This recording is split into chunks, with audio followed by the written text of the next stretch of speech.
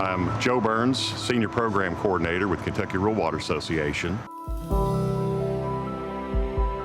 This is flooding that on a scale that I have certainly never seen. I don't think we have ever seen in the state in this region. And the devastation is so great that it completely overwhelms the local utilities to the point that you don't know where to start.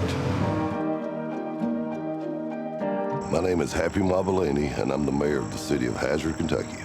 You know, we live in the mountains, and we're used to flash flooding. I mean, there's always a flash flood warning all week long, it seems like, in the creeks and the hollers and stuff. And it's usually in an isolated place. Well, that Wednesday night of the storm, you know, it kept raining, and you kept getting these weather alerts from YMT, and it kept getting worse and worse. This is the biggest disaster for infrastructure in the state of Kentucky. Power lines, sewer lines, water lines completely washed away.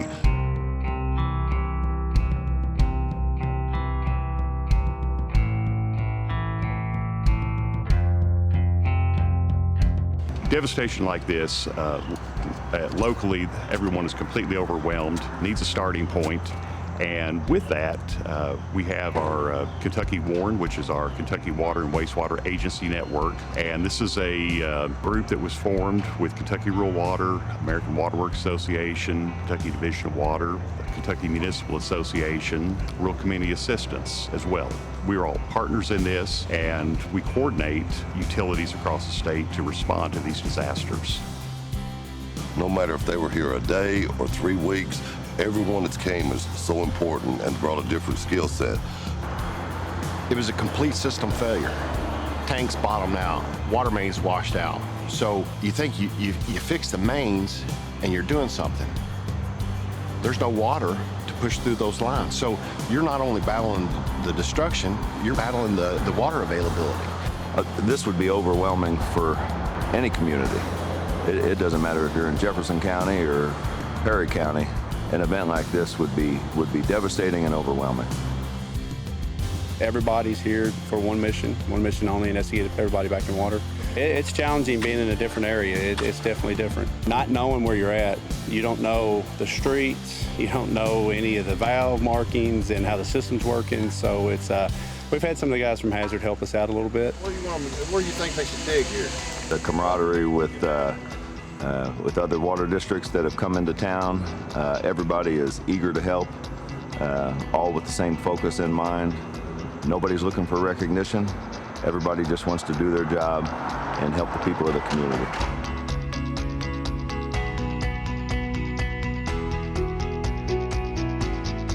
We'll tell them we're getting them back in water today, and you can just see a smile come across their face, and it's been a little bit of relief. I mean, it's rewarding to be down here to help somebody and get them back to some normalcy.